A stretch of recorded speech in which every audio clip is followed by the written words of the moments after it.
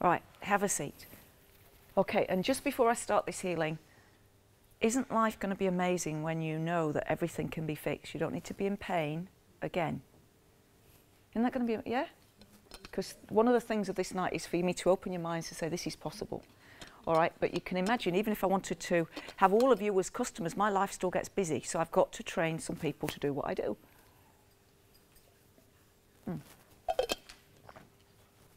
So what's your first name? Sheryl. Sheryl. Right, Sheryl. Right, so you've got a frozen shoulder. Both of them. Both of them, 2. Bargain. Let's fix 2. And what else? My L4 and L5 have been out for quite a few years. Right, okay. I've been waiting for an operation and ACC have turned me down, so I'm on the waiting list. That's a blessing, because if the surgeon fixes that tonight, yeah, the way he fixes you is infinitely better to a physical surgery. All right.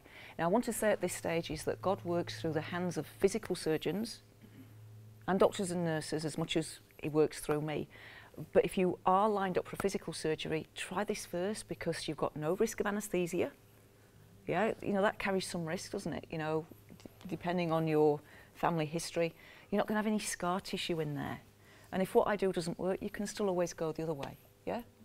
I'll also say to you, if you go have a physical surgery and it screws up, all is not lost, because then come and see me. I worked on a lady just recently in Hamilton. She got a problem with her shoulder. She'd been quoted 22,000 to have it fixed.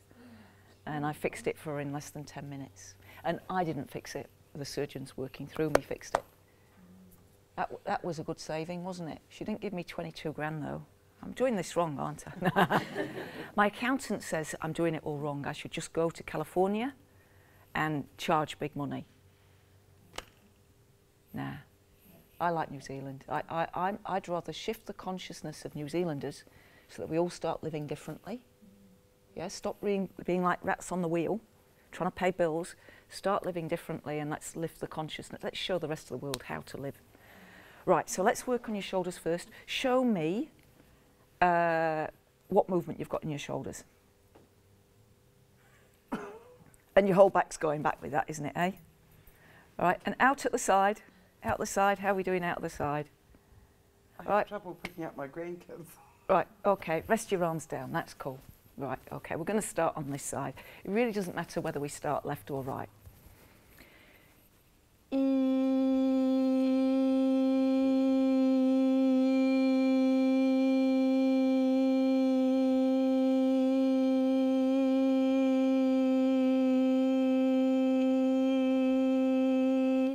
Shoulders. All right, so this is our body. It listens to what's going through our head. So this is the way the system works. You have a thought, the body listens to that, and then there is a reaction within you. It's a chemical reaction. You call those things feelings. So if you say, yay, I've got this, I can do this, it feels good, your energy field feels open, no energy gets held onto. But if you say, oh no, I hate my life, it's all screwed up, I wish I wasn't here anymore, your energy starts going down the toilet, you start making yourself sick. I actually had somebody very close to me recently attend one of my workshops, and while they were on the workshop, one of my guides spoke to them and said, do you know that the only reason you get sick is to avoid the things you don't want to do? It's true, it's true. There'll be something in your life you're trying to avoid, or a person, can be a person. All right, now shoulders are responsibilities, okay? Do sometimes too many responsibilities come onto your shoulders? Do you sometimes feel a bit overwhelmed? Yeah, and so having these shoulders means she can't do as much, and then the family don't dump as much on her. It's true, it's true, it's true. Yeah? All right, so this is the thing. Some of you are going to have to remember this one. You may be the most loving, you may be a good, loving, kind person. Doesn't mean to say you've learned how to set boundaries. Think about that. You may be a good, loving, kind person. It doesn't mean that you've learnt how to set boundaries. So one of your lessons is to set boundaries. Yeah? Right. Boundaries are all about expectations, what we expect. yeah, and being able to communicate. You know, this is what I'd like to happen. You don't ever do that. Do what? So you don't ever tell somebody, this is what I expect from you, do you? No, never ever. She just loves everybody, but then gets pissed off secretly when they're not doing what she wants them to do. It's true, it's true. But who else is like that? Yeah, yeah. So I'm going to say it again, just because you're a good, loving, kind person doesn't mean to say you know how to set boundaries. We all need to learn how to set boundaries. One of the strongest women I know that knew how to set boundaries was the lady that was running the kindergarten where my kids attended. And there was this one particular day where I was running late from work, and anybody that knows me, I'm always like late, not too late, but I'm always running late because I'm busy, because I overcommit myself. And so I rang her up to say, would you mind just hanging on to my kids for 20 minutes, I'll be there. And she said, no, I'm not going to do that for you. And I'm like, what? But you know, my kids go to you. She says, no, I have my own, I have boundaries, and when the kindy's finished, the kindy's finished. You must make other arrangements. And she spoke to me so nicely and so kindly. It was, no, because if she did that for me, she'd end up doing it for everybody else. And before you know it, it'd be 3 o'clock before she got a lunch. Yeah? And she taught me something really, really important that day, which is I didn't set boundaries. But what I liked was her tone of voice, because she says, no, I'm sorry, I can't. Yeah, I don't do that. Yeah, it doesn't have to be a rude response, does it? It's like, no, you said you'd be here at 12, so the kids will be ready for you at 12. Family are now panicking. They're panicking now. All right, now let's just try both arms together up the front.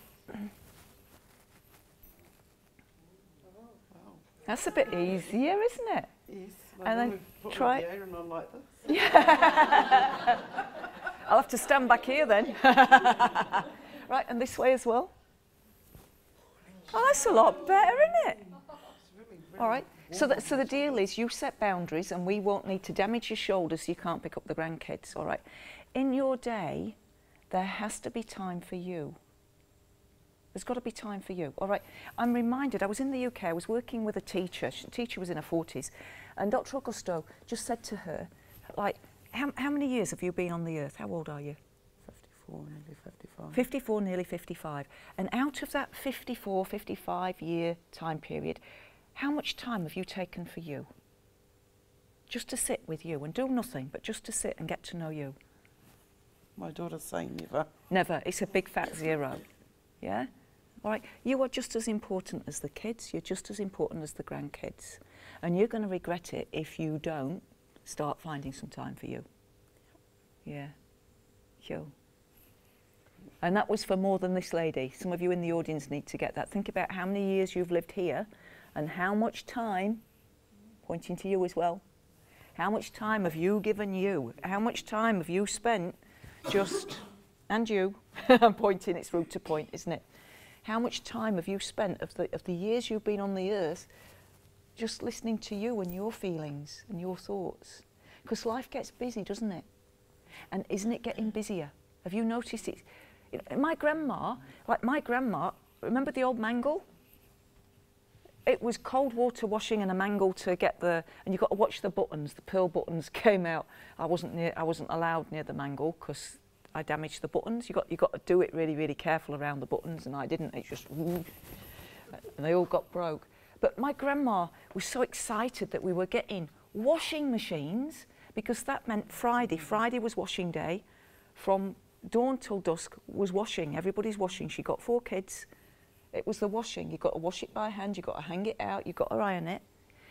The thought of a washing machine, these labour-saving devices we were going to have that were going to give us all so much time. Well, where the hell did it go? We're busier than ever. We are busier than ever. Something's gone seriously wrong. Thank you, my darling.